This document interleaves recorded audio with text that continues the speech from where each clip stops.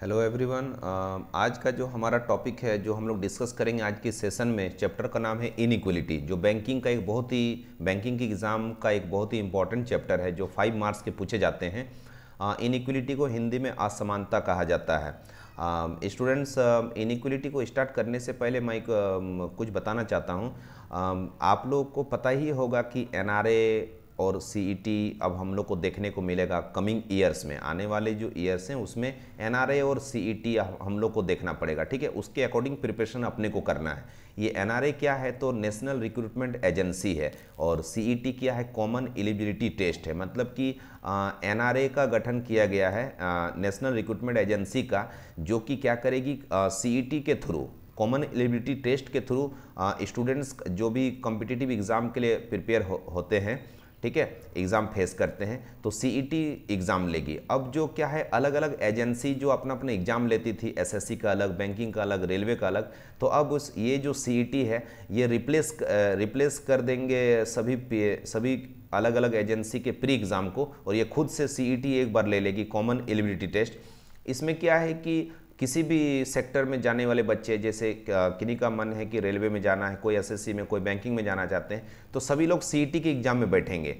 इस तरह का एग्ज़ाम, सीईटी का एग्ज़ाम ईयर में 2 बार होगा, साल में 2 बार होगा। ठीक है, इसमें जो लोग क्वालिफाई कर जाएंगे वो 3 इयर्स तक वैलिडिटी होगी, इसके जो कार्ड की जो वैलिडिटी होगी ये 3 इयर्स तक होगी। ठीक है, और 12 अलग अलग लैंग्वेजेज में भाषा होगी, मतलब अलग जो जिनका सपोज उड़िया है या अलग कोई लैंग्वेज है, ठीक है, तमिल है, तो उसमें भी दे सकते हैं, कोई दिक्कत नहीं है कि उनको इंग्लिश से ही देखना है या हिंदी से ही देखना है। ठीक है, अभी तक तो ऐसा कहा जा रहा है, आप देखिए फ्यूचर में फाइनल क्या होता है, हम लोग उसका वेट कर रहे हैं। प्लस इसके साथ ही साथ सिलेबस क्या होगा, ठीक है, तो उसमें भी अभी कंफर्म नहीं है। जैसे अभी तक हम लोग बैंकिंग के एग्जाम में इनइक्वलिटी पढ़ते थे, लेकिन आने वाले समय में इनइक्वलिटी पूछा जाएगा, ठीक है, या किस में पूछा जाएगा, ठीक है, तो हम लोग अभी कंफर्म नहीं है। मतलब प्री का जो एग्ज़ाम होगा एक कॉमन एग्ज़ाम होगा, सीईटी एक कॉमन एग्ज़ाम लेगी, ठीक है, जिसमें कोई भी एग्ज़ाम का किसी भी सब्जेक्ट का क्वेश्चन आपको पूछा जा सकता है। ठीक है, जैसे मैथ्स में एडवांस हो गया,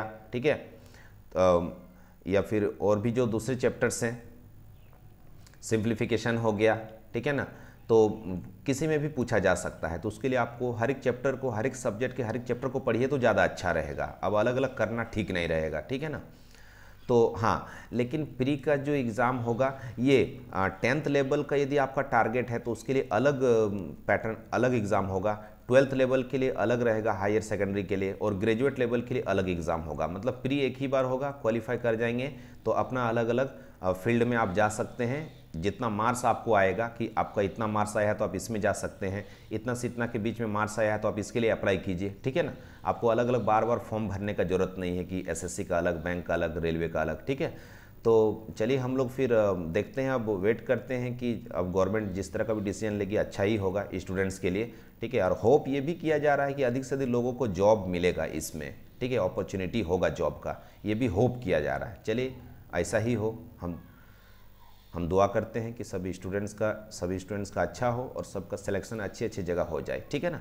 चलिए फिर आज के सेशन को शुरू करते हैं। चैप्टर का नाम है इनइक्वलिटी, जो बैंकिंग के एग्ज़ाम का एक बहुत ही इंपॉर्टेंट चैप्टर है, ठीक है। देखिएगा इसमें कुछ बेसिक चीज़ें हैं जो कि पहले हम लोग डिस्कस कर लेते हैं, फिर आगे बढ़ते हैं।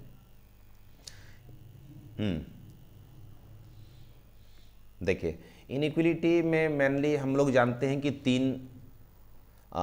पेरेंट साइन 3 साइन होते हैं, ठीक है, एक ग्रेटर, एक लेस देन, एक इक्वल टू, ठीक है ना। मतलब किसी भी दो एलिमेंट के बीच में, किसी भी दो एंटिटी के बीच में यदि कंपैरिजन किया जाएगा, किसी दो तत्वों के बीच में, किसी दो वस्तुओं के बीच में, पर्सन्स के बीच में यदि कंपैरिजन किया जाएगा तो यही 3 चीज़ होगा, या तो बड़ा होगा, या तो छोटा होगा, या फिर इक्वल होगा, ठीक है, आइदर ग्रेटर और लेस और इक्वल, ठीक है ना। हाँ, कभी कभी क्या होता है कि जब आपको पता है कि बड़ा नहीं है, कंफर्म हो गया, तो फिर इन दोनों में से कोई एक होगा, या तो छोटा होगा या फिर इक्वल होगा।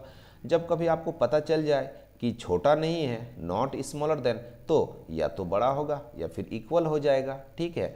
मतलब मदर साइन जो है या पेरेंट साइन बोल सकते हैं 3 है, ग्रेटर, स्मॉलर और इक्वल टू। अब इसी से मिलकर बना है ग्रेटर इक्वल टू और इसी से मिलकर बना है लेस देन इक्वल टू। मतलब ये 5 साइन हम लोग को देखना है, ठीक है, ये 5 साइन हम लोग को देखना है।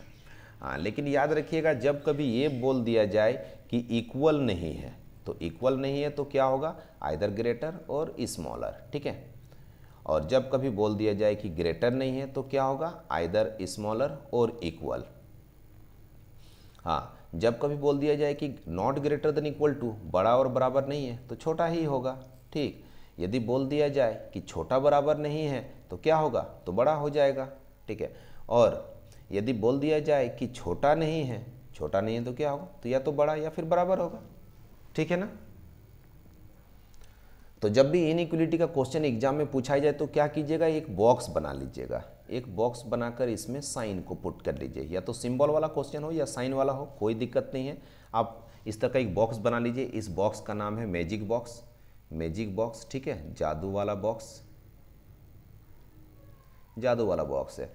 जादू वाले बॉक्स में क्या कीजिए, यहाँ पर ग्रेटर बैठा दीजिए, यहाँ पर ग्रेटर देन इक्वल टू को बैठा दीजिए और यहाँ पर इक्वल टू बैठा दीजिए, ठीक है। इसके बाद ग्रेटर का ऑपोजिट होता है स्मॉलर, तो स्मॉलर को यहाँ रख दीजिए, और ग्रेटर देन इक्वल टू का ऑपोजिट होता है smaller than equal to, less than equal to, ठीक है, तो उसको यहाँ रख दीजिए। देखिए ये मैजिक बॉक्स में 5 साइन है, 5 साइन को मैंने बैठा दिया।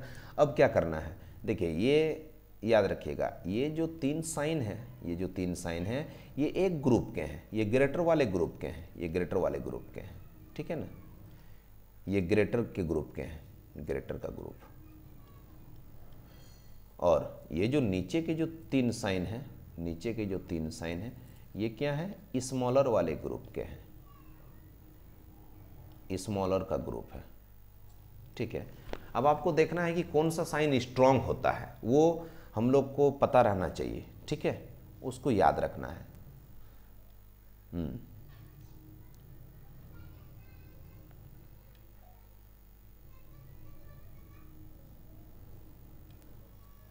देखिए ये जो ग्रेटर का साइन है, ये सबसे स्ट्रांग साइन होता है, ठीक है ना।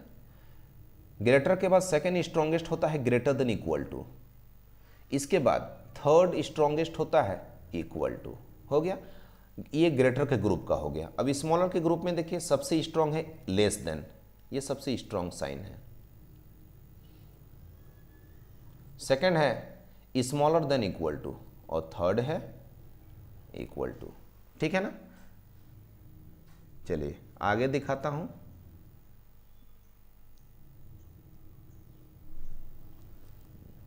तो ये देखिए ये 3 साइन मैन हो गया, ग्रेटर, लेस देन और इक्वल टू। हाँ, तो यदि कभी ग्रेटर प्रेजेंट रहे और ग्रेटर देन इक्वल टू रहे और इक्वल टू रहे, तो इन तीनों में किसको प्रेफरेंस देंगे, सबसे पहले प्रेफरेंस देंगे ग्रेटर वाले को। सपोज ग्रेटर ना रहे तो ग्रेटर देन इक्वल टू को, और ये दोनों भी ना रहे तो इक्वल टू को प्रेफरेंस देंगे। उसी तरह से स्मॉलर देन इक्वल टू और इक्वल टू, इन तीनों में से किसको प्रेफरेंस देंगे, सबसे स्ट्रॉन्ग साइन कौन सा होगा, मतलब आंसर में कौन सा साइन होना चाहिए, तो स्मॉलर ना रहे तो स्मॉलर देन इक्वल टू, और ये दोनों ना रहे तो इक्वल टू, ठीक है। ये हो गया। अब याद रखना है, अब याद क्या रखना है कि यदि सपोज पूछा जाए कि ग्रेटर और स्मॉलर में स्ट्रॉन्ग कौन है, सपोज इन दोनों में पूछा जाए कि इन दोनों में स्ट्रॉन्ग कौन है, तो कांड से कंफर्म बताया नहीं जा सकता है, क्योंकि यहाँ पर दोनों के बीच में कोई सीरीज नहीं बन रहा है, सीरीज ब्रेक हो गया, क्योंकि एक का फेस है इधर है, एक का फेस इधर है, अलग अलग साइड में फेस नहीं रहना चाहिए, एक ही तरफ एक ही साइड में फेस होना चाहिए, या तो लेफ्ट साइड हो या फिर राइट साइड हो, ठीक है। जैसे कुछ साइन इस तरह से जा रहे हैं, ऐसे जा रहे हैं, और फिर बीच में इस तरह से आ गया, तो यहाँ पर इसमें इस सीरीज में कहाँ पर सीरीज ब्रेक हो गया, यहाँ पर ब्रेक हुआ, ठीक है। मतलब इनका अलग रिलेशन निकालना है और इनका अलग रिलेशन, ठीक है, समझ गए। उसी तरह से इन दोनों में पूछा जाएगा कि स्ट्रॉन्ग कौन है, तो कांड से। उसी तरह से इन दोनों में पूछा जाएगा कि स्ट्रॉन्ग कौन है, तो कांड से, क्योंकि डिफरेंट डायरेक्शन है, ठीक है। उसी तरह से इन दोनों में पूछा जाएगा कि स्ट्रॉन्ग कौन है इन दोनों में आपस में, कांड से। कांड से मतलब आइदर में होगा, या तो बड़ा होगा या तो छोटा होगा या फिर इक्वल होगा, ठीक है ना। मतलब इन दोनों में कन्फर्म क्या रिलेशन आएगा बता नहीं पाएंगे, या तो बड़ा होगा या फिर छोटा होगा या तो इक्वल होगा, ठीक है ना। जब कभी कांड से वाला रहे स्टेटमेंट, तो उसमें आप 3 ही चीज़ें एज्यूम कर सकते हैं, तीन ही चीज़ अंदाज लगा सकते हैं, या तो बड़ा होगा, या तो छोटा होगा, या फिर इक्वल होगा। ठीक है, देखिए अब तो मैं होप करता हूँ यहाँ तक आप लोग को समझ में आ गया होगा। बहुत ईजी है, बहुत ईजी है। ठीक है, देखिएगा, आप क्वेश्चन देखते हैं तो फिर आप लोग को और ज़्यादा अच्छा से समझ में आएगा। देखिए, तो इनइक्वलिटी में तीन तरह के क्वेश्चन पूछे जाते हैं। या तो एक डायरेक्ट रिलेशन दिया हुआ रहेगा, ठीक है, सिंपली लेटर या नंबर्स रहेंगे और साइन दिया हुआ रहेगा, और कौन सा साइन बस स्ट्रॉन्ग है आपको देख के टिक लगाना है। या फिर हो सकता है कि कोडिंग फॉर्म में हो सकता है, कोडिंग फॉर्म रहेगा, मतलब जैसे इस तरह से कि a@b means a is greater than b, a%b means a is less than b, इस तरह से। तो कोडिंग वाले में आपको ध्यान देना है कि जहाँ रहेगा तो उसके साइन को लीजिए, जहाँ परसेंटेज है या डॉलर है या डेल्टा है तो उसका मीनिंग क्या है, कौन सा साइन होगा, ग्रेटर होगा या लेस होगा, या इक्वल टू होगा या ग्रेटर देन इक्वल टू होगा। ठीक है, तो आपको वो देखना है। और एक लैंग्वेज बेस्ड रहेगा, ठीक है, लैंग्वेज बेस्ड रहेगा, जो कि हम लोग फिर आगे हम लोग देखेंगे। तो बेस क्लियर होगा तो हम लैंग्वेज वाला इजीली बना लेंगे। तो हम लोग तो डिस्कस कर चुके हैं कि ये तीनों क्या हैं, ये तीनों बोल सकते हैं कि पेरेंट साइन है। ठीक है, और इन्हीं से मिलकर बना है ग्रेटर देन इक्वल टू, और इन्हीं से मिलकर बना है लेस देन इक्वल टू। ठीक है ना, ग्रेटर देन इक्वल टू मतलब दो कंक्लूजन है इसमें छिपा हुआ है, एक ग्रेटर और एक equal to. Less than equal to मतलब इसमें दो कंक्लूजन छिपा हुआ है, एक लेस देन और एक इक्वल टू, मतलब दोनों को मर्ज कर देंगे तो लेस देन इक्वल टू बन जाएगा। इसमें दोनों को मर्ज कर देंगे ग्रेटर और इक्वल को, तो एक ही कंक्लूजन बनेगा ग्रेटर देन इक्वल टू। मतलब कहीं ऑप्शन में कभी यदि ग्रेटर देन इक्वल टू आपको दिखे तो आप उसको समझिएगा कि ये दो कंक्लूजन है, उसको तोड़कर दो अलग अलग जगह सोचिए। ठीक है, वो दिया हुआ एक जगह है लेकिन वो दो जगह होगा। ठीक, लेकिन कहीं यदि ग्रेटर लिखा हुआ है तो एक ही कंक्लूजन है, लेस देन है तो वो एक ही कंक्लूजन है, इक्वल टू है तो एक ही कंक्लूजन है। लेकिन यदि ग्रेटर देन इक्वल टू है मतलब दो कंक्लूजन, या तो ग्रेटर या फिर इक्वल। कहीं smaller than equal to option है मतलब दो कंक्लूजन ये है, इसको तोड़कर दो अलग अलग जगह भी लिखा जा सकता है, एक लेस देन एक इक्वल टू। ठीक है ना, देखिए वही सब दिया हुआ है जो हम लोग अभी डिस्कस किए थे। नॉट इक्वल टू का मतलब या तो ग्रेटर या फिर लेस, है ना। नॉट इक्वल टू मतलब या तो ग्रेटर या फिर लेस, इक्वल नहीं है तो या तो बड़ा या तो छोटा होगा।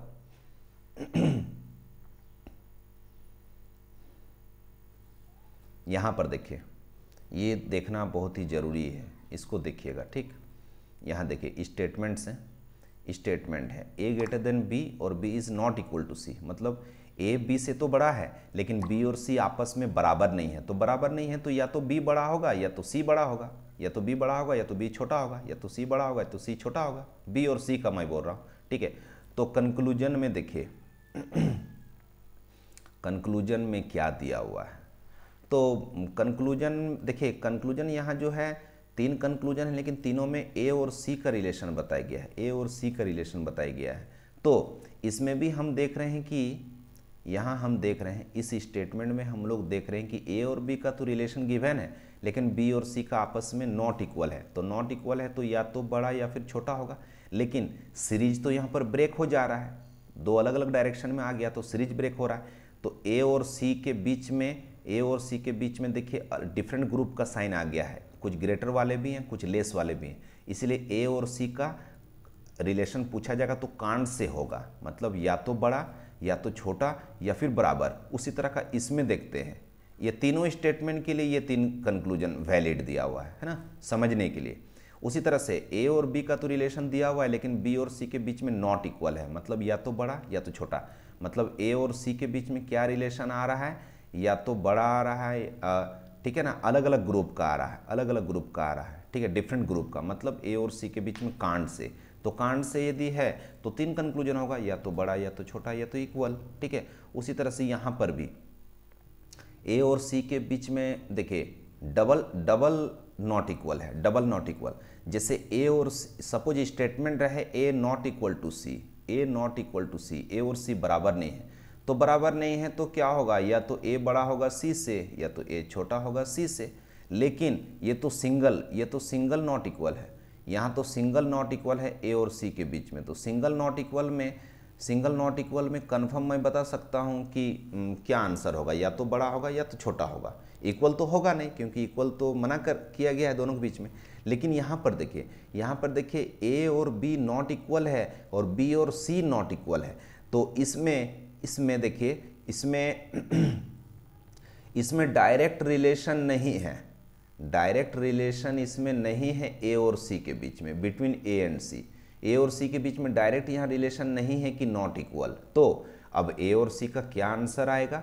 तो या तो ए सी से बड़ा होगा, या तो ए सी से छोटा होगा, या फिर ए और सी इक्वल हो जाएगा, ठीक है ना। तो याद रखना है कि जैसे पी और क्यू है, पी और क्यू के बीच में नॉट इक्वल है, तो नॉट इक्वल है तो कंक्लूजन क्या होगा, आंसर क्या होगा? तो या तो पी बड़ा होगा या फिर पी छोटा होगा, दो ही होगा, इक्वल नहीं होगा, क्योंकि इक्वल तो मना किया गया है। लेकिन यदि सपोज इस तरह से रहे पी और क्यू के बीच में यदि डबल नॉट इक्वल रहे, तो यहाँ पर पी और क्यू आपस में इक्वल भी हो सकते हैं, इक्वल भी हो सकते हैं, बड़ा भी हो सकता है और छोटा भी हो सकता है, क्योंकि पी और आर को बोला गया था कि इक्वल नहीं है और आर और क्यू बोला गया था कि इक्वल नहीं है। डायरेक्ट कहीं ये नहीं लिखा हुआ है कि पी और क्यू दोनों आपस में इक्वल नहीं है। तो पी और क्यू इक्वल हो भी सकते हैं, नहीं भी हो सकते हैं। आप इसी को प्रूव करने के लिए एक एग्जाम्पल लेकर पी की जगह आप अपना नाम रखिए, आर की जगह अपना फ्रेंड का नाम रखिए और क्यू की जगह और कोई दूसरा फ्रेंड या और कोई रिलेटिव है उसका नाम रखिए, ठीक है ना।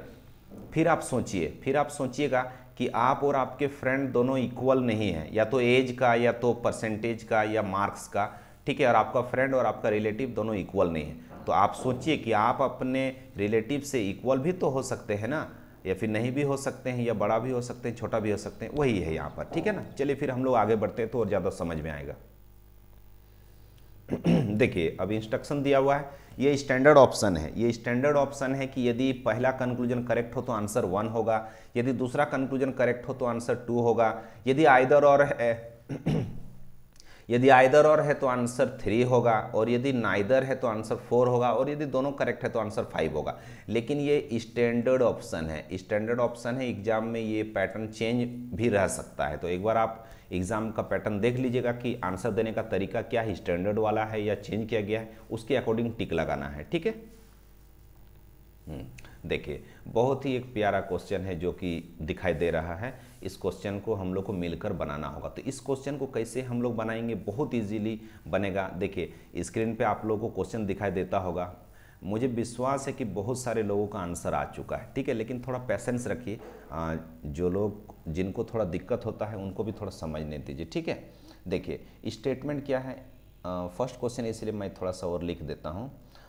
देखिए स्टेटमेंट क्या है, स्टेटमेंट है A greater than C greater than equal to T greater than I greater than equal to O और ग्रेटर देन एन, ठीक। अब कंक्लूजन है ए ग्रेटर देन एन और सेकंड है सी ग्रेटर देन ओ। तो देखिए कैसे सॉल्व किया जाता है, कैसे सॉल्व किया जाता है देखिएगा। फर्स्ट कंक्लूजन है ए से लेकर एन तक, ए से लेकर एन तक, ठीक है। तो आप स्टेटमेंट में देखिए कि ए कहाँ है, एन कहाँ है, जहाँ भी रहेगा आपको देखना पड़ेगा, ठीक। चलिए अब देखते हैं कि ए और एन, ए से लेकर एन तक जाने के लिए कौन कौन से ग्रुप का साइन इसमें यूज किया गया है, क्या एक ही ग्रुप, सेम ग्रुप के हैं या डिफरेंट ग्रुप के हैं। तो देखिए यहाँ ग्रेटर है, यहाँ ग्रेटर देन इक्वल टू है, यहाँ ग्रेटर है, यहाँ ग्रेटर देन इक्वल टू है, यहाँ ग्रेटर है। मतलब जितने भी साइन हैं 1 1 2 3 4 5, ये जो 5 साइन हैं, 5 जगह है, ये पांचों एक ही ग्रुप के हैं, ग्रेटर वाले ग्रुप के हैं, ठीक है ना। तो ग्रेटर वाले ग्रुप के हैं मतलब आंसर निकलेगा, ठीक है। लेकिन डिफरेंट ग्रुप का रहता तो फिर हम लोग कंक्लूजन को रॉन्ग कर देते। तो अब क्या करना है कि इस स्टेटमेंट में देखिए, स्टेटमेंट में देखिए ए से एन के बीच में जितने भी साइन हैं उसमें से सबसे स्ट्रॉन्ग साइन कौन सा है, तो सबसे स्ट्रॉन्ग कौन सा है, ग्रेटर है, ग्रेटर सबसे स्ट्रॉन्ग है, ठीक है ना। ग्रेटर सबसे स्ट्रॉन्ग है, मैंने बोला था ना ग्रेटर सबसे स्ट्रॉन्ग होता है, greater greater than equal to और इक्वल टू में ग्रेटर सबसे स्ट्रॉन्ग होता है, तो ग्रेटर सबसे स्ट्रॉन्ग साइन है। तो लेकिन कंक्लूजन में भी यही रहना चाहिए, क्या कंक्लूजन में वही साइन है, हाँ बिल्कुल कंक्लूजन में भी वही साइन है, तो बिल्कुल ये सही हो जाएगा, ठीक। अब सेकंड देखते हैं, सेकंड कंक्लूजन क्या है, सी से लेकर ओ तक, सी से लेकर ओ तक। अब आप स्टेटमेंट में देखिए कि सी से ओ कहाँ पर है, सी से ओ यहाँ पर है। अब सी से ओ के बीच में कितना साइन है, तो एक साइन है, 2 साइन है और 3 साइन है। इन तीनों में सबसे स्ट्रॉन्ग कौन है, तो तीनों में सबसे स्ट्रॉन्ग ग्रेटर है। तो लेकिन हाँ, तो यानी मेरा आंसर में भी ग्रेटर होना चाहिए। लेकिन एक बात याद रखिएगा कि सी के तरफ फेस है स्टेटमेंट में, तो कंक्लूजन में भी सी के तरफ ही फेस रहना चाहिए, ठीक है, इसीलिए ये भी सही हो जाएगा। मतलब कि आंसर है बोथ 1 and 2 फॉलोज, ठीक है। चलिए आगे बढ़ते हैं। अब देखिए, फिर उसी तरह का ए से लेकर एफ तक जाना है, ए से लेकर एफ तक जाना है। तो आप स्टेटमेंट में देखिए कि ए से एफ तक जाने के लिए कितने साइन मिलेंगे रास्ते में मुझे। तो 1 2 3 4 5, वो पांचों साइन कौन से ग्रुप के हैं? तो ग्रेटर वाले ग्रुप के हैं। और इसमें से सबसे स्ट्रॉन्ग कौन है? तो ग्रेटर देन इक्वल टू सबसे स्ट्रॉन्ग है। मतलब ए से एफ का सबसे स्ट्रॉन्ग साइन कौन सा होगा? Greater than equal to. Conclusion में भी वही है, तो सही हो जाएगा। अब देखिए, ए से एफ के बीच में सबसे करेक्ट आंसर होगा A is greater than equal to F. तो जब greater than equal to F correct हो चुका है तो फिर ए इक्वल टू एफ फिर क्यों होगा? ठीक है ना। जैसे ये पता है कि मैं आप लोगों से बड़ा हूँ, तो फिर मैं आप लोग के बराबर भी हूँ, फिर वो कैसे सही होगा? इसीलिए जब एक कंफर्म कंक्लूजन आ चुका है ए और एफ के बीच में, तो बाकी जितने भी कंक्लूजन दिए जाएंगे, पूछे जाएंगे, सबको रॉन्ग कर देना है। यानी इसका आंसर हो जाएगा, क्वेश्चन नंबर 2 का आंसर हो जाएगा ओनली 1 फॉलोज। अब देखिए यहाँ पर देखिएगा एन और आर के बीच में। अब देखिए एन और आर, तो एन और आर के बीच में देखिए कितने साइन हैं? तो 1 2 3 4 5, 5 साइन हैं। ये पांचों साइन किस ग्रुप के हैं? तो डिफरेंट ग्रुप के हैं, ठीक है ना। आपको दिखाई देता होगा, डिफरेंट ग्रुप के हैं, कुछ ग्रेटर वाले ग्रुप का है, कुछ स्मॉलर वाले ग्रुप का है, ठीक है। तो मतलब कांट से मैं कंफर्म नहीं बता पाऊंगा कि इनमें से एन और आर के बीच में स्ट्रॉन्ग साइन कौन सा है। तो क्या आंसर आएगा? एन बड़ा होगा या आर बड़ा होगा या दोनों इक्वल होंगे, क्या होंगे, कुछ तो पता नहीं सकते हैं, ठीक है। कांट से है, कंफर्म नहीं बताया जा सकता है, क्योंकि एन और आर के बीच में सीरीज ब्रेक हो चुका है, ठीक है। सीरीज ही नहीं बन रहा है दोनों के बीच में, अलग अलग ग्रुप का साइन दिया हुआ है। तो यहाँ पर क्या करेंगे? यहाँ पर हम लोग कंक्लूजन को रॉन्ग कर देंगे, क्योंकि मैं कंफर्म नहीं हूँ, मैं खुद डाउट में हूँ कि मैं क्या आंसर दूँ। डाउटफुल कंक्लूजन है। सेकंड भी डाउटफुल कंक्लूजन है, क्योंकि एन और आर के बीच में फिर से डिफरेंट ग्रुप का साइन है, ठीक है। तो डाउट में तो हम लोग हैं कि एन और आर के बीच में क्या कंक्लूजन होगा, लेकिन डाउट क्यों होते हैं? जब एन और आर के बीच में जब कंपैरिजन किया जा रहा है, तो ये तो कोई बड़ी बात नहीं है कि बता देना कि क्या रिलेशन आएगा, बस इजी है। एन और आर के बीच में जब कंफर्म नहीं बता पाएंगे तो एज्यूम तो कर सकते हैं ना, अंदाज तो लगा सकते हैं, अनुमान लगा सकते हैं, या तो एन बड़ा होगा या फिर एन छोटा होगा या फिर एन इक्वल होगा आर का, या तो बड़ा या फिर छोटा या फिर इक्वल, इसी तीनों में से कोई होगा। जैसे देखिए, आप लोग मेरा क्लास अभी कर रहे हैं, ठीक है, तो मैं बड़ा हूँ या आप लोग बड़े हैं, आप में से कोई भी, ठीक है ना, या आपके घर के कोई मेंबर का मैं ले लेता हूं अपने से, ठीक है। तो मैं बड़ा हूं या आपके घर का कोई एक मेंबर है वो बड़ा है, तो कंफर्म तो पता है नहीं, एज तो पता ही नहीं है। तो क्या यहाँ पर आप बोल दीजिए कि या तो सर बड़े होंगे, या तो मेरे घर का वो मेंबर बड़ा होगा, या तो दोनों का एज हो सकता है बाय डिफॉल्ट सेम हो, डेट ऑफ बर्थ एक ही हो एग्जैक्ट, ठीक है ना। तो इसीलिए जब कभी दो अननोन टर्म रहे जिसके बारे आपको कुछ पता नहीं है कंफर्म, मतलब कांड से है, ठीक है, कांड से वाला रिलेशन है, तो तीन ही कंक्लूजन होगा, या तो बड़ा होगा या तो छोटा होगा या तो इक्वल होगा। उसी तरह का तो देख लीजिए, इसमें क्या एन और आर के बीच में बड़ा का रिलेशन एक गिवन है? हाँ है। एन और आर के बीच में छोटा वाला रिलेशन है क्या? हाँ वो भी है। और एन और आर के बीच में इक्वल वाला रिलेशन है क्या? हाँ वो भी है। मतलब तीनों conclusion, all the three relations are present between N and R in both the conclusions. मतलब ये जो दो कंक्लूजन दिया हुआ है, ये कितने कंक्लूजन हैं? तो ये 3 कंक्लूजन है। फर्स्ट का एक कंक्लूजन और सेकंड का 2 कंक्लूजन है। सेकंड में एक लेस देन भी है और इक्वल टू भी है, तो ये 3 कंक्लूजन हो गया। तो एन और आर के बीच में तीनों कंक्लूजन गिवन है। तो हाँ, जब एज्यूम किया जाएगा तो इसी तीनों में से कोई एक सोचा जाएगा कि या तो बड़ा होगा या तो छोटा होगा या तो इक्वल होगा। इसीलिए जो थर्ड नंबर क्वेश्चन है इसका आंसर हो जाएगा आइदर कंक्लूजन नंबर 1 और 2 फॉलोज। 1 और 2 मतलब कि आइदर 1 और 2 और 3, 2 को 2 पार्ट में बांटा जा सकता है ना, एक दूसरा और एक तीसरा। उसीलिए आंसर होगा या तो पहला या तो दूसरा या तो तीसरा, या तो बड़ा या तो छोटा या तो बराबर। लेकिन स्टैंडर्ड ऑप्शन 2 ही पूछा जाता है, इसीलिए थर्ड को कट करके सेकेंड में मर्ज कर दिया गया है, इसलिए आंसर हो जाएगा आइदर 1 और 2, ठीक है। तो क्वेश्चन नंबर 3 का आंसर हो जाएगा आइदर और आंसर होगा, ठीक है। आगे बढ़ते हैं। अब देखिए यहाँ पर डी और एन, तो डी और एन के बीच में देखिए सेम ग्रुप का साइन है या डिफरेंट ग्रुप का साइन है। तो डी और एन के बीच में हम लोग देख रहे हैं कि सेम ग्रुप का साइन है ना, डिफरेंट ग्रुप का नहीं है, सेम ही ग्रुप का है। तो सेम ग्रुप का साइन है तो क्या कीजिए, पहले आंसर निकाल लीजिए।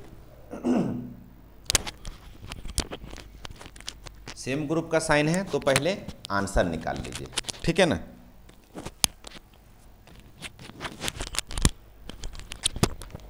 पहले आंसर इसका निकाल लीजिए, सेम ग्रुप का साइन है तो डी और एन के बीच में जब सेम ग्रुप का साइन है तो पहले आंसर निकालिए। लेकिन यदि डिफरेंट ग्रुप का साइन रहता तो हम क्या करते हैं, उसको रॉन्ग कर देते हैं, क्योंकि कांट से वाला रिलेशन है तो कन्फर्म तो रिलेशन निकलेगा नहीं, कंक्लूजन, तो फिर कैसे राइट होगा।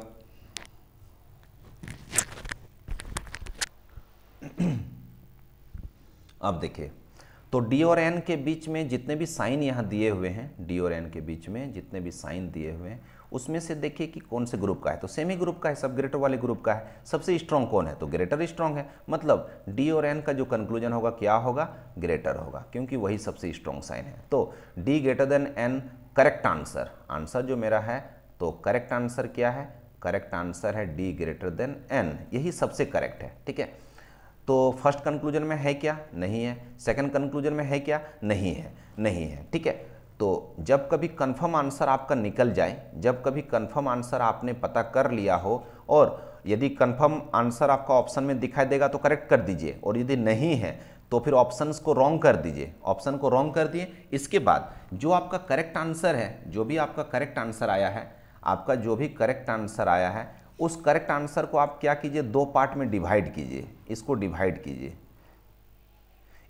कीजिए। यदि दो पार्ट में बढ़ जाएगा और वही दोनों पार्ट यदि कंक्लूजन में आपको दिखाई देगा, कंक्लूजन में वही दोनों पार्ट यदि दिखाई देगा तो आइदर और बोल दीजिएगा। जैसे यदि मेरा करेक्ट आंसर होता D greater than equal to N, और एक ऑप्शन में होता ग्रेटर देन एन और एक में रहता इक्वल टू एन, तो आइदर और हो जाता, आइदर ग्रेटर और इक्वल, ठीक है ना। लेकिन हाँ, उसी तरह का यदि लेस देन इक्वल टू मेरा करेक्ट आंसर है और एक ऑप्शन में लेस देन है, दूसरे में इक्वल टू है, तो आइदर और होगा। लेकिन जब कभी मेरा करेक्ट आंसर ग्रेटर है तो यही, इसमें तो आइदर और होगा नहीं, क्योंकि ग्रेटर का दो पार्ट तो बटेगा नहीं कि या तो ये या फिर वो, तो इसीलिए इसमें ग्रेटर जब करेक्ट आंसर है तो आइदर और नहीं हो सकता है। जब लेस देन आपका करेक्ट आंसर है तो आइदर और नहीं होगा। जब आपका करेक्ट आंसर इक्वल आ रहा है तो आइदर और नहीं होगा। आइदर और कब होगा, या तो correct answer greater than equal to हो, या तो करेक्ट वाला answer less than equal to हो, तभी ना दो पार्ट में बटेगा। तो यहाँ पर मेरा correct answer D greater than N था, जो कि दो पार्ट में बट सकता नहीं है और किसी ऑप्शन में दिख भी नहीं रहा है, यानी सिंपली केवल रॉन्ग बोल देंगे कि दोनों गलत है, ठीक है, दोनों गलत है, नाइदर नॉर हो जाएगा, नाइदर वन नॉर टू।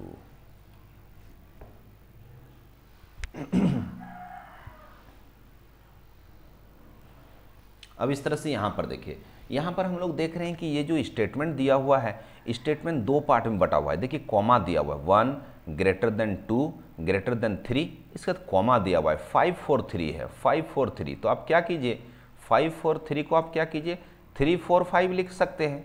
3 तो मेरे पास तो 3 ऑलरेडी था मेरे पास 3 ऑलरेडी था, तो उसी 3 को मर्ज कर दीजिए इस वाले 3 से, ठीक है ना। अब 3 4 5 लिखना है, तो 3 तो मेरे पास है ही, 4 और 5 हो गया। अब क्या कीजिए, साइन को पुट कर दीजिए, साइन को पुट कर दीजिए। तो 3 और 4 के बीच में देखिए 3 ग्रेटर है तो 3 की तरफ साइन कर दीजिए, 3 की तरफ फेस है तो 3 की तरफ कर दीजिए।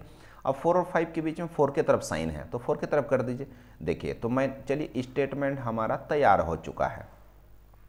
दो स्टेटमेंट दिया हुआ था कॉमा करके, तो मैंने कॉमा को हटा दिया और दोनों को मैंने मर्ज कर दिया। अब क्या है, मुझे प्रॉब्लम नहीं होगा आंसर देने में। जैसे देखिए कंक्लूजन नंबर 1 में क्या है, कंक्लूजन नंबर 1 में है 1 ग्रेटर देन 5, 1 और 5, तो 1 यहाँ पर है 5 यहाँ पर है, दोनों के बीच में 4 साइन है, चारों साइन में सबसे स्ट्रॉन्ग ग्रेटर है और ग्रेटर का फेस 1 के तरफ है, तो 1 के तरफ होना चाहिए, ठीक है, 1 के तरफ होना चाहिए, तो करेक्ट है। नेक्स्ट 4 और 2, 4 और 2 के बीच में, तो 4 और 2 कहाँ पर है, यहाँ 4 है यहाँ 2 है, दोनों के बीच में देखिए 2 साइन है, स्ट्रॉन्ग कौन है, ग्रेटर, और 2 के तरफ देख रहा है, मतलब 2 के तरफ होना चाहिए, 2 के तरफ फेस होना चाहिए, सही है। तो बोथ 1 और 2 फॉलोज हो जाएगा, 1 और 2 दोनों सही है, ठीक है। आगे बढ़ते हैं। उसी तरह से यहाँ पर भी है, उसी तरह से यहाँ पर है। देखिए दो पार्ट में कितना, 1 2 3 4 पार्ट में बटा हुआ है स्टेटमेंट। देखिए 4 पार्ट में बटा हुआ है। Hash greater than equal to dollar, फिर उसके बाद कॉमा के बाद फिर से डॉलर है, तो सिंगल डॉलर रहने दीजिए, ठीक है। Greater than equal to percentage, फिर उसका 2 परसेंटेज है तो उसको एक ही लिखते हैं equal to at the rate, फिर उसका 2 एट द रेट है तो उसको एक ही बार लिखते हैं ग्रेटर देन एंड। हो गया, ये मेरा स्टेटमेंट तैयार हो चुका है। अब चलिए मेरा कंक्लूजन क्या है एक बार देख लेते हैं। कंक्लूजन है डॉलर और एट द रेट के बीच में, डॉलर और एट द रेट के बीच में कंक्लूजन है। तो डॉलर यहाँ पर है, डॉलर यहाँ है, एट द रेट यहाँ है, ठीक है। तो दोनों के बीच में कितना साइन है, तो 2 साइन है। ये दोनों साइन कौन से ग्रुप के हैं, तो ग्रेटर वाले ग्रुप के हैं, सेम ग्रुप के हैं। सेम ग्रुप के हैं तो आंसर निकलेगा। आंसर क्या होगा, करेक्ट, जो स्ट्रॉन्ग साइन है। स्ट्रॉन्ग साइन कौन सा है, स्ट्रॉन्ग साइन है ग्रेटर देन इक्वल टू, ठीक है। तो डॉलर और एट द रेट के बीच में स्ट्रॉन्ग साइन है ग्रेटर देन इक्वल टू, मतलब कंक्लूजन में भी यही होना चाहिए। तो देखिए कंक्लूजन में है क्या, यहाँ भी नहीं है और यहाँ भी नहीं है। अब आप क्या कीजिए, करेक्ट आंसर तो आपने निकाल के रख लिया, लेकिन ऑप्शन में आपको दिखाई नहीं दिया है, और तो इसलिए मैंने रॉन्ग कर दिया। लेकिन मैंने बोला था कि ग्रेटर देन इक्वल टू या लेस देन इक्वल टू हो तो 2 पार्ट में उसको बांट के देखिए। तो इसका यदि 2 पार्ट में हम डिवाइड करते हैं, इसको 2 पार्ट में यदि डिवाइड करते हैं तो एक पार्ट हो जाएगा dollar greater than at the rate और दूसरा पार्ट हो जाएगा dollar equal to at the rate, ठीक है ना। इसका यदि 2 पार्ट में बांट दें तो एक डॉलर ग्रेटर और डॉलर इक्वल होगा। वही दोनों कंक्लूजन में भी यहाँ दिख रहा है, मतलब आइदर और, ठीक है। तो आइदर और हो जाएगा, आइदर ग्रेटर और इक्वल, आइदर 1 और 2। यहाँ पर देखिए ये बहुत ही इंपॉर्टेंट क्वेश्चन है, ये इंपॉर्टेंट क्वेश्चन है, ठीक है, ये इंपॉर्टेंट क्वेश्चन है। तो ये क्वेश्चन देखिए कितने पार्ट में डिवाइड है, तो 1 2 3 4 5 पार्ट में डिवाइड है। इसको कोशिश कीजिए कनेक्ट करने का, एक स्टेटमेंट बनाने का। तो कोशिश करते हैं, देखिए डी ग्रेटर देन बी, फिर बी कहाँ पर है, बी ग्रेटर, हाँ बी लेस देन सी, फिर सी कहाँ पर है, सी ग्रेटर देन के, फिर के कहाँ पर है, के लेस देन एन, ठीक है। फिर एन कहाँ है, एन लेस देन बी, ठीक है। इस तरह से बना दिए, स्टेटमेंट तैयार कर दिए। अब चलिए कंक्लूजन पूछा जा रहा है डी और एन के बीच में, डी और एन के बीच में। तो डी और एन के बीच में देखिए डी यहाँ है, एन यहाँ है, डी यहाँ है, एन यहाँ है। देखिए दोनों के बीच में अलग अलग ग्रुप का साइन है, डिफरेंट ग्रुप का साइन है, एक ग्रेटर है कि एक स्मॉलर है। मतलब कि लग तो रहा है कि फर्स्ट कंक्लूजन जो है वो रॉन्ग होना चाहिए, है ना। चलिए अब सेकंड देख लेते हैं। सेकंड में क्या है, सी के, सी और के बीच में, सी और के बीच में। तो सी और के बीच में सी ग्रेटर देन के है वहाँ, अच्छा हाँ सी और एन है। देखिए यहाँ कंक्लूजन में सी और एन है, सेकंड कंक्लूजन। अब सी और एन के बीच में हम देखते हैं, सी और एन के बीच में डिफरेंट ग्रुप का साइन है, तो सीरीज ब्रेक हो गया, तो यहाँ भी कांड से है, ठीक है। तो रॉन्ग हो गया, ठीक है ना, रॉन्ग हो गया। अब देखिएगा यहाँ पर ध्यान दीजिएगा, एक इम्पॉर्टेंट चीज़ यहाँ पर मार्क करना है इस क्वेश्चन में। बी देखिए यहाँ भी है और बी यहाँ भी है, ठीक है ना, बी दो जगह है। तो आप कोई और भी स्टेटमेंट आप क्रिएट कर सकते हैं कॉमा को हटाकर, ठीक है ना, कोई और भी स्टेटमेंट बना सकते हैं। जैसे देखिए यहां पर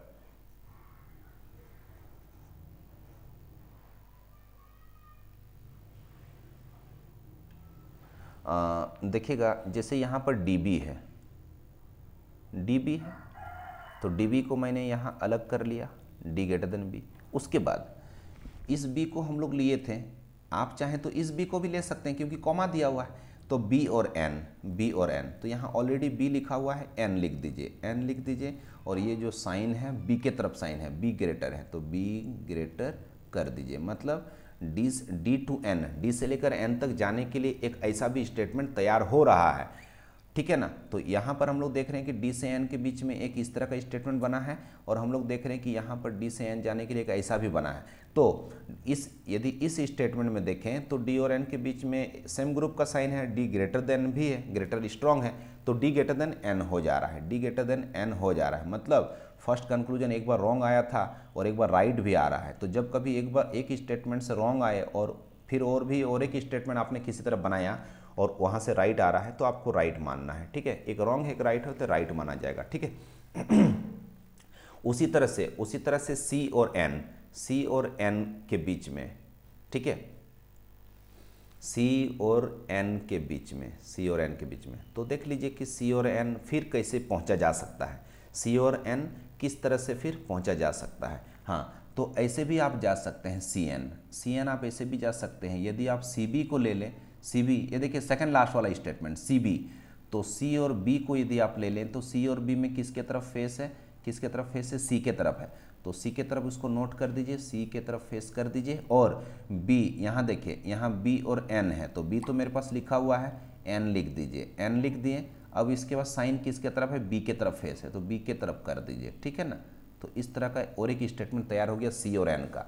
तो सी और एन के बीच में, सी और एन के बीच में देखिए, सी और एन के बीच में ग्रेटर स्ट्रांग है और सी के तरफ फेस है, मतलब सी ग्रेटर देन एन, तो सेकंड कंक्लूजन भी मेरा करेक्ट हो रहा है। जबकि इससे पहले ये जो बड़ा वाला जो स्टेटमेंट है, ये जो बड़ा वाला स्टेटमेंट जो अभी हम लोग तैयार किए थे, ठीक है, एक ही बार में देखकर जो तैयार किए थे बिना बहुत ज़्यादा सोचे, तो वहाँ से दोनों रॉन्ग हो गया था। लेकिन फिर से जब हम लोग ध्यान से देखें, कैसे पता चल रहा है, क्योंकि बी देख रहे हैं कि 3 जगह है, ठीक है ना, और एन भी है 2 जगह, तो बार बार रिपीटेशन ऑफ द लेटर यहाँ पर हो रहा है या एलिमेंट्स हो रहा है। तो इस तरह के क्वेश्चन में आप ऐसा सोचिएगा कि कोई और भी स्टेटमेंट बन सकता है क्या जहाँ से मेरा किसी तरह करेक्ट हो जाए।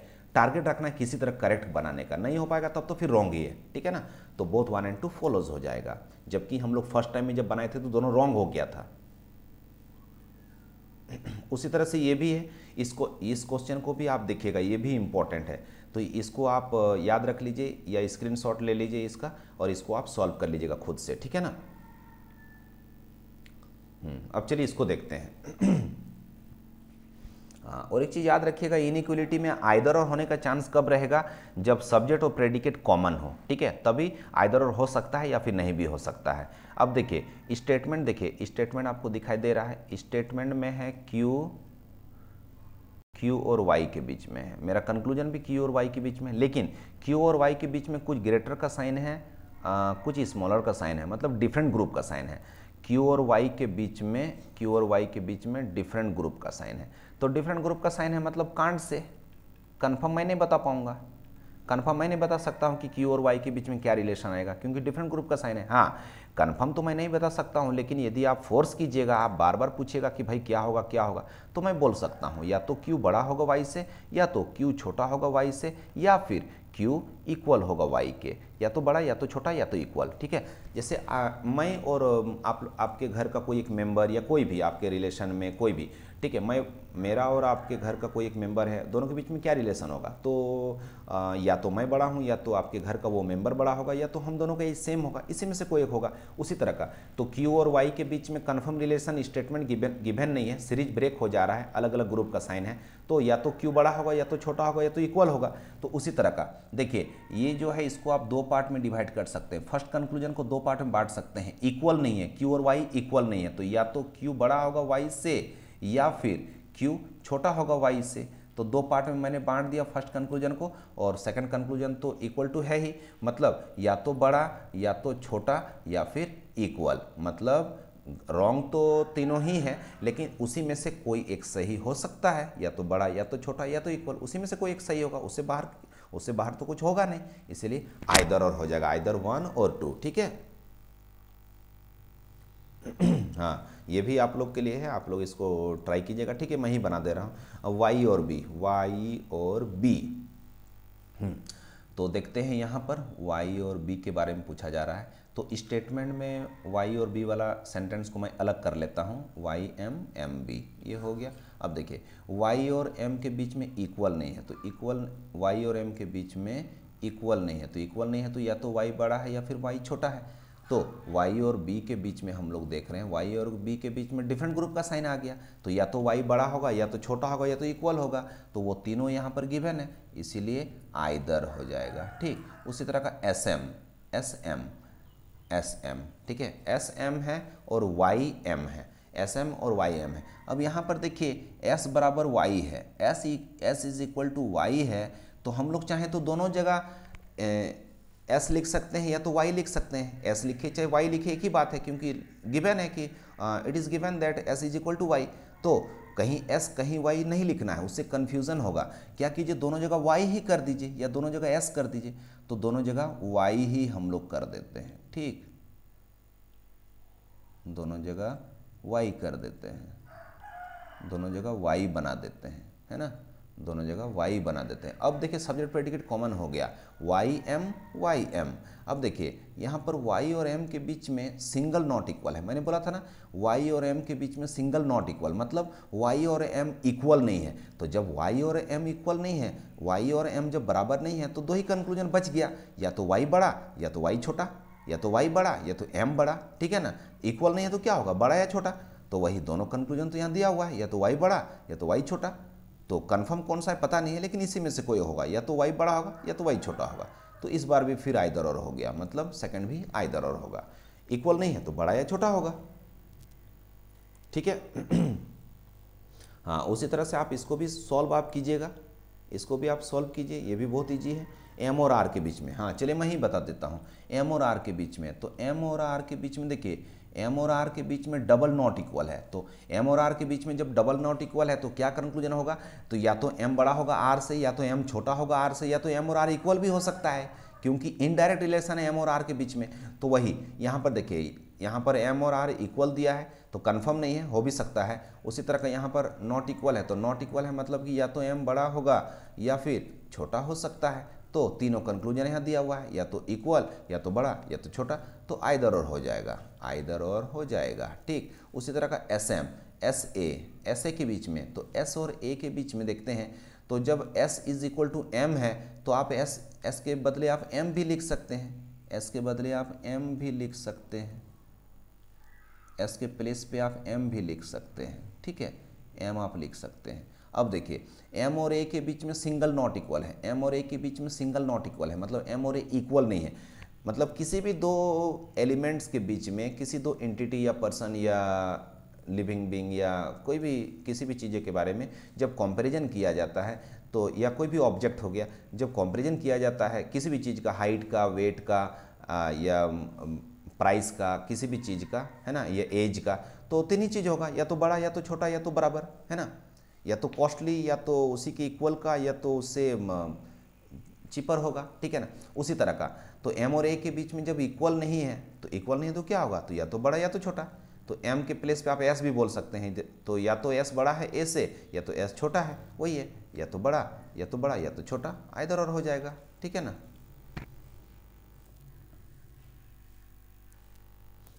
इसको 12 नंबर आप देख लीजिए, 12 नंबर को कैसे बनाएगा। 12 नंबर देखिए तीन पार्ट में डिवाइड है, एक पार्ट यहाँ तक आया है फिर कॉमा दिया हुआ है, दूसरा पार्ट यहाँ तक आया है फिर कॉमा दिया हुआ है, और तीसरा पार्ट यहाँ तक आया। आप क्या कीजिए, सबको मर्ज करके एक ही स्टेटमेंट बना सकते हैं, ठीक है ना। आप चाहें तो पेन यूज नहीं भी कर सकते हैं, बिना देखे भी टिक लगा सकते हैं, लेकिन अभी स्टार्टिंग है तो सीख लीजिए पेन यूज करके, फिर उसके बाद खुद से अप्रोच देखिएगा कि अप्रोच क्या है पेन नहीं यूज करने का। तो अभी स्टार्टिंग है तो मैं पेन यूज करके दिखा दे रहा हूँ, ठीक है। मैं चाहूँगा तो इसको बिना पेन यूज किए भी बना सकता हूँ। पी और एल कंक्लूजन में है तो देखेंगे पी कहाँ है एल कहाँ है, उनके बीच में कैसे कैसे पहुँचा जा सकता है, ठीक है ना। वो माइंड में याद रखेंगे किस किस साइन का यूज हुआ है। तो चलिए पेन यूज करते हैं पहले, तो V Y E R P, यहाँ देख रहे हैं ना, यहाँ देख रहे हैं ना, V Y E R P. अब वी और वाई के बीच में जो साइन है, सभी के बीच में जो साइन है उसको पुट कर दीजिए, साइन को पुट कर दीजिए, ठीक है, साइन को पुट कर दिए, चलिए हो गया। अब इसके बाद है ओ के ई एच एल, ओ के ई एच एल, ठीक है, ओ के ई एच एल। तो ओ के ई एच एल का कौन सा एलिमेंट है या अल्फ़ाबेट है जो कि इस V Y E R P में कॉमन है, तो ई है, दोनों में ई कॉमन है, तो उसी को मर्ज कर दीजिए, ओ के ई एच एल, ओ देखिएगा ओ के ई एच एल हो गया, ओ के ई एच एल। अब साइन पुट कर दीजिए, ओ ग्रेटर, अब के ग्रेटर ई ग्रेटर देन एच और एच ग्रेटर देन एल। मैं स्टेटमेंट में देख रहा हूँ, ठीक है। इसका सी आर है, देखिए एक लास्ट वाला क्या है, लास्ट वाला है सी आर को भी कहीं पुट कर दीजिए, सी यहाँ आप कहीं भी लिख सकते हैं ऊपर नीचे, ठीक है। बस साइन को सही से बैठाना है कि जिसके तरफ फेस है उसी की तरफ होगा, सी और आर। अब सी आर के बीच में सी ग्रेटर है तो सी की तरफ ग्रेटर कर दीजिए। देखिए स्टेटमेंट मेरा तैयार हो चुका है, स्टेटमेंट तैयार हो चुका है। अब कोई भी कंक्लूजन पूछा जाएगा, अब इजीली आप यहाँ से देख कर बताइए। जब जैसे देखिए फर्स्ट कंक्लूजन है P L, P greater than L, तो पी यहाँ पर है, देखिए पी यहाँ पर है और एल यहाँ है, ऐसे। तो पी और एल के बीच में देखिए जितने साइन हैं सभी पी के फेवर में है, पी के सपोर्ट में है, पी के तरफ फेस किए हुए हैं, तो पी ग्रेटर, तो पी ग्रेटर हो जाएगा, पी ग्रेटर। उसके बाद भी के, भी और के, भी और के देखिए कैसे है, भी और के इस तरह से ऐसे ऐसे भी और के है, तो भी और के बीच में जितना साइन है सभी के तरफ है, लेकिन ग्रेटर है, ग्रेटर का साइन स्ट्रॉन्ग है, ग्रेटर देन इक्वल टू तो सेकंड स्ट्रॉन्गेस्ट है, तो ग्रेटर सबसे स्ट्रॉन्ग है, तो इसीलिए के ग्रेटर हो जाएगा, मतलब के तरफ फेस होना चाहिए, तो के तरफ फेस होना चाहिए, सही है, के तरफ फेस है। आर एच, आर और एच, आर और एच, देखिए आर एच, यहाँ आर है, यहाँ पर एच है, आर और एच के बीच में दो साइन है, दोनों साइन आर के तरफ हैं, तो आर ग्रेटर होना चाहिए, मतलब आर के तरफ फेस होना चाहिए, ठीक है। तो क्या हो जाएगा आंसर, आंसर को टिक लगाना है, सभी अनुसरण करते हैं, तो ऑल फॉलोज हो जाएगा, ठीक है, बहुत अच्छा। इसी तरह से आप इसको भी बनाइएगा, ये आप देख लीजिए, स्क्रीनशॉट इसका ले लीजिएगा, है ना, इसको भी बनाइएगा, ये हो गया, हाँ इसको भी आप बना लीजिएगा, इसका आंसर आप देख लीजिए ताकि आप खुद से आप प्रैक्टिस कर पाएँ घर पे, ठीक है। इसका आंसर देख लीजिए, जल्दी से देख लीजिए, फिर मैं आगे बढ़ता हूँ, आगे बढ़ता हूँ, ठीक है, हो गया। अब चलिए देखिए आगे, नेक्स्ट क्वेश्चन देखिएगा, ठीक है। चलिए, कहीं समझ में नहीं आए तो आप उसको बार बार उसको पॉज कर लीजिए, फिर से बैक कीजिए, फिर से देखिए, एक दूसरे को बताइए, फ़ायदा उठाइए, जितना दूसरे को बताइएगा उतना आपको फ़ायदा होगा। इसको भी आप सॉल्व कर लीजिएगा, ठीक है। इस क्वेश्चन नंबर 14 को भी आप देख लीजिएगा, 15 लास्ट क्वेश्चन है, आप इसको देख लीजिएगा, ठीक है। इसको भी आप सॉल्व कीजिएगा, मैंने तो अभी बता दिया कैसे सॉल्व करना है। आंसर भी आप देख सकते हैं, देख लीजिए आंसर। चलिए आगे बढ़ते हैं लास्ट क्वेश्चन की ओर, लास्ट क्वेश्चन देख लेते हैं। देखिए लास्ट क्वेश्चन है ये, लास्ट क्वेश्चन को भी आप सॉल्व कीजिएगा और इसका भी आंसर मैं आप लोग को दिखा दे रहा हूँ, इसका आंसर भी आप देख लीजिए। आंसर तो इसका नहीं दिया हुआ है, खैर चलिए ठीक है, आप खुद से भी इसको ट्राई कर सकते हैं, ठीक है ना। अच्छा ठीक है, मैं ही बना देता हूँ, TSRQP, TSRQP, देखिए TSRQP, सेकंड में है XNDSH, XNDSH, तो X कहीं भी ले सकते हैं, XNDSH, XNDSH। अब देखिए साइन पुट कर दीजिए, T और S के बीच में T लेस देन, S और R के बीच में S less than equal to R, और R और Q के बीच में लेस देन इक्वल टू, और Q और P के बीच में लेस देन, हो गया। अब X और N के बीच में X ग्रेटर है तो ग्रेटर को पुट कर दीजिए। अब इसके बाद N और D के बीच में N ग्रेटर है तो ग्रेटर पुट कीजिए, D और S के बीच में D greater than equal to है तो ग्रेटर देन इक्वल टू को पुट कीजिए, और S और H के बीच में S ग्रेटर है तो उसको पुट कीजिए, ठीक है। अब मेरा तैयार हो चुका है, अब कोई दिक्कत नहीं है, अब आराम से सॉल्व करेंगे। चलिए फर्स्ट कंक्लूजन है TD, T और D, देखिए यहाँ देख सकते हैं T और D के बीच में, T और D के बीच में हम लोग देख रहे हैं कि D के फेवर में है, दोनों साइन D के तरफ है, D के तरफ है, ठीक है। तो D के तरफ है तो D ग्रेटर स्ट्रॉन्ग है, मतलब D के तरफ होना चाहिए, लेकिन यहाँ तो T के तरफ दिया हुआ है इसलिए गलत है। नेक्स्ट है NH, ठीक है, किसके तरफ फेस है वो देखिएगा, इसलिए मैं उस तरह का बोलता हूँ। तो N और H के बीच में, अब आप देख लीजिए N और H के बीच में, तो N यहाँ देखिए N और H एक ही स्टेटमेंट में है, N और H तो यहाँ खुद ही दिया हुआ है, ये आपको डायरेक्ट यहीं से दिखेगा, N और H दिख रहा है, तो N और H के बीच में जितने साइन हैं सभी सेम ग्रुप के हैं और ग्रेटर सबसे स्ट्रॉन्ग है, मतलब N के तरफ फेस होना चाहिए, N ग्रेटर N के तरफ होना चाहिए, बहुत अच्छा, ये सही है। नेक्स्ट HQ, H और Q, तो आप यहाँ देख सकते हैं H और Q, देखिए H और Q, H यहाँ Q यहाँ, H और Q के बीच में जितना साइन है सभी Q के तरफ है, सभी Q के फेवर में, लेकिन ग्रेटर देन इक्वल टू से ज़्यादा, हाँ Q greater than equal to से भी ज़्यादा स्ट्रॉन्ग है Q ग्रेटर, ठीक है ना, मतलब ये स्मॉलर है और स्मॉलर देन इक्वल टू है, तो सबसे स्ट्रॉन्ग क्या होगा स्मॉलर देन उसमें से, तो मतलब Q के तरफ फेस है तो Q ग्रेटर उसको बोलेंगे, H स्मॉलर देन Q मतलब Q ग्रेटर देन H, तो Q बड़ा है, Q के तरफ फेस होना चाहिए, Q की तरफ नहीं है, ये खुद ही H के तरफ दिया हुआ है, मतलब ये रॉन्ग दिया हुआ है, तो आंसर हो जाएगा ओनली टू फॉलोज, ठीक है, ओनली टू फॉलोज। तो हाँ और एक बात याद रखिएगा, मुझे याद आ गया, एक बात याद रखिएगा, सपोज एक स्टेटमेंट है, मैं इधर दिखाता हूँ, हाँ सपोज एक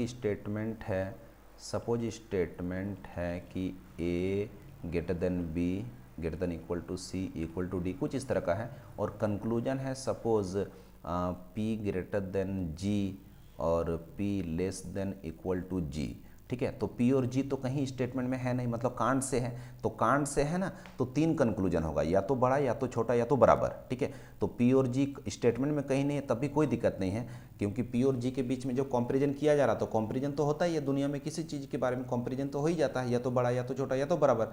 तो हम देख रहे हैं कि इन दोनों कंक्लूजन में, पी और जी के बीच में जो 2 कंक्लूजन दिया हुआ है, दोनों के बीच में जो कंपैरिजन है, या तो बड़ा या तो छोटा या तो बराबर, all the 3 relations has been given in both the conclusions, that is either P is greater than G और P is less than G और P is equal to G, इसीलिए यहाँ पर भी आइदर और हो जाएगा। ठीक है, तो यहाँ पर ये जो पी और जी है दोनों एलिमेंट अननोन है, लेकिन कांड से वाले में क्या करना है कि 3 कंक्लूजन चाहिए, मतलब एक बार पी बड़ा होना चाहिए, एक बार पी छोटा होना चाहिए, एक बार पी इक्वल होना चाहिए। 2 बार ऐसा रहेगा कि पी बड़ा फिर पी इक्वल, तब आइदर और नहीं होगा। एक बार पी ग्रेटर, एक बार पी स्मॉलर, एक बार पी इक्वल। इसी में से यदि एक ही अननोन रहता और एक एलिमेंट इस स्टेटमेंट का रहता और एक नया एक एलिमेंट रहता, उसमें भी आइदर और होगा, बस पी बड़ा मतलब एक ग्रेटर होना चाहिए, एक स्मॉलर होना चाहिए, उसी में से कोई एक पर्टिकुलर जो एलिमेंट है वो एक बार बड़ा, एक बार छोटा, एक बार इक्वल होना चाहिए। ठीक है ना, तो मैं होप करता हूँ आप लोग को समझ में आया होगा। फिर इसी तरह का कुछ अच्छे और भी वीडियोज़ लेकर आऊँगा, तब तक के लिए thank you, goodbye and take care. ठीक है।